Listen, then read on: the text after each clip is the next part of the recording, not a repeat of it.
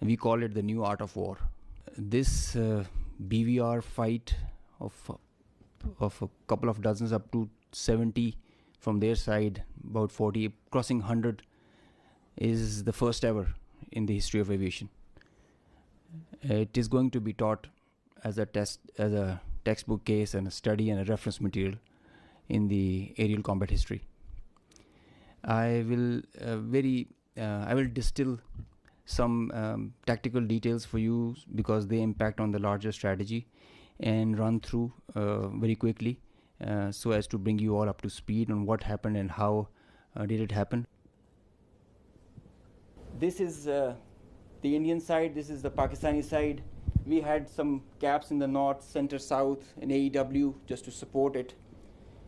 And the IF fighters started an initial build-up that was picked up from the north and the center across IB at 0010 hours. And by that time, PAF had initiated its response within 2 minutes. By 0012, our response was activated. The IF started to get their fighters get airborne in large numbers.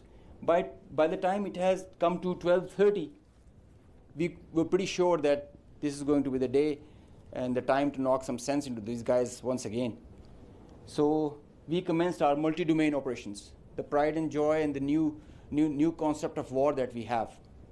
This is the picture that's getting jumbled up. We have huge number of IF fighters that are stacked up in azimuth and in vertical all across, and the PF DCA response is in position. The complete package, when it gets into shape, it is on 4 axes, and we perceive that they will have 4 incisions just to embroil. Up to 60 aircraft, including 14 Rafales, were electronically ID'd by all through our electromagnetic operational environment. We call it the EMO. So by the time they were in air, we had sorted out and contracted all fighters and accounted for.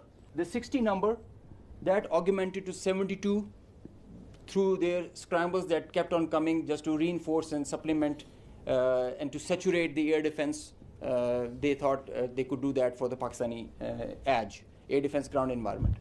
The complete DCA package response by Pakistani side was also there. We had 42 high-tech aircraft on our side, and the strategy was to have force concentration in our selected AOR and fight at our own strength.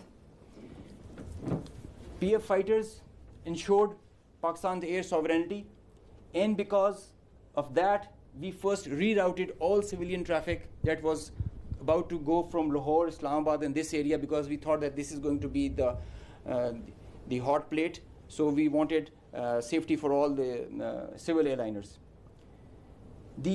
When they had seen this kind of a strong defense on our side,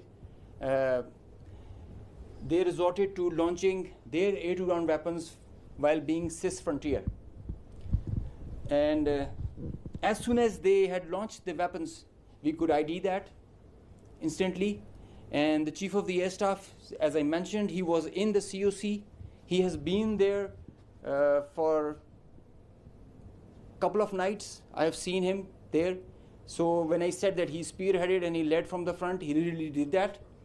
And he changed the contract. We were given the rules of engagement first to deter. And as soon as this thing happened, we changed our rules of the game in the air from deter to assure kill, deny own loss. PF strategy changed. We had a plan. We thought that Indians, the last time they said that they would have Rafales and they could have created any difference. So we targeted their center of gravity and the Rafales. That's why you see good numbers for that. We would have had more numbers, but we showed restraint. Ladies and gentlemen, the thing about this whole playtime was this thing lasted for more than an hour. With so many large number of aircraft, so many large number of aircraft on both sides, with so many grinds, and the flow of the BVR, the modern warfare has changed so much that the long stick, the employment is if you don't shoot, you get shot. So that is why the art was to employ them optimally, and that was a big challenge for us. That is why I say that it has never happened before. These are the locations with the range bearing, electronic ID, that we think that we are sure that we have shot. A MiG-29 was shot 8 miles from LOC, bearing 243, 20 nautical miles from Srinagar. A Su-30 was shot 192, 19 miles, 25 miles from LOC. We have the exact details because you cannot, in the modern battlefield, you cannot conjure up things out of imagination. You have an electronic ID. The aircraft gets picked up by his data link. As soon as you put on your radar, you show yourself. And nobody can hide, nobody can deny that.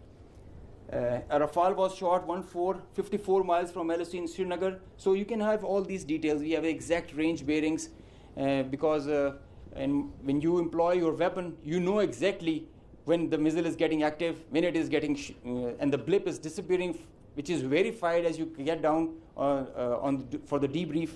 So none of the claims have any fat in them.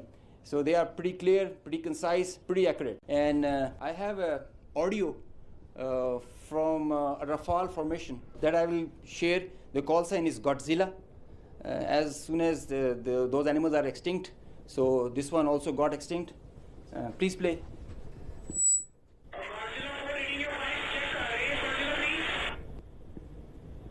So he's asking whereabouts of his formation member.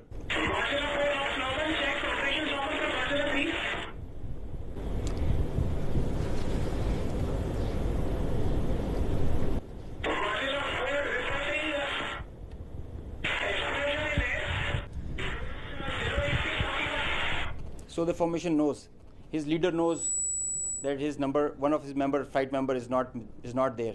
They have an RT. This is the original RT that they are exchanging, and they're asking about his position. He's giving his own operations as fine, but he has claims that I've seen an explosion in the air.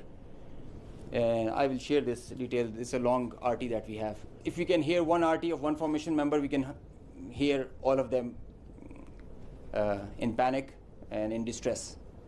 So the idea was to just to prize you guys and to share with you how complicated this was, how this example can be taken not to do when you know that the adversary has the long stick. But I must say that it is not the equipment that matters all the time. It is the training, it is the leadership that gives you the direction and the ownership that it shows. That's what matters. And the training, the operational competence that the whole formation has. And I hope they are slow learners, but I think they can get the drift of not doing it again. Thank you.